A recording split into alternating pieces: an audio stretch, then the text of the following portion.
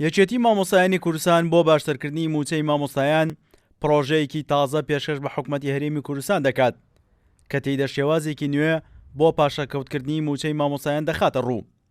بە جۆرێک ئەوانی موچەکانە لە 500,000 کەمترە لە موچەکانیان پاشەکەوت ناکرێت.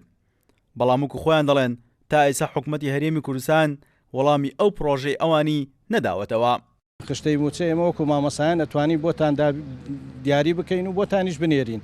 ئەوە بۆ ئێمە لە سکرتارێت من وەکو سەرۆکی لیژنەی داکۆکی لە مافی مامۆسایان لەگەڵ ئەندامانی سکرتاریەت پرۆژەیەکمان گەڵاڵە کرد کە پرۆژەکە خۆی لەوە ئەگرێت کە کەمترین بڕینی موچە لە 100 دەبێ، ئەویش لە موچەی بنەڕەتی بڵین و زیاترین موچەش لە 140 بێ و ئەوانەی موچەیان لە خوار 500ەوەیە شمل نەکە.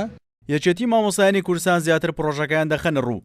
دەڵێن ئەو پرۆژەیە دوولایەنە، ئەگەر حکوومەتی هەرێمی کوردستان جێبەجێ بکات ئەوە هەم حکوومەت بەردەوام دەبێت لە سیستەمی پاشەکەوتکردنی موچە، هەم لە ڕێگایە مامۆستایان زیانی زۆریان بەرناکەوت لەو ستەمە و تا ڕادەیە کاریگەری لەسەر ژیان و بژێوی مامۆستایان ناکات.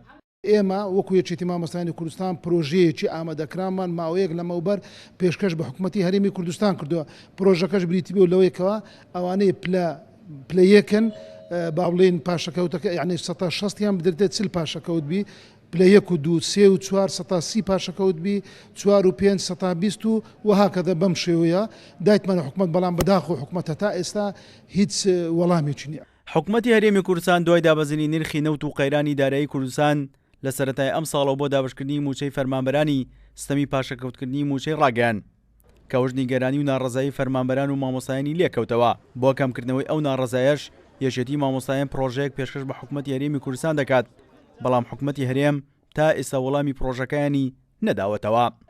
سیروان حوسێن، کورسان نیوز، هەولێر.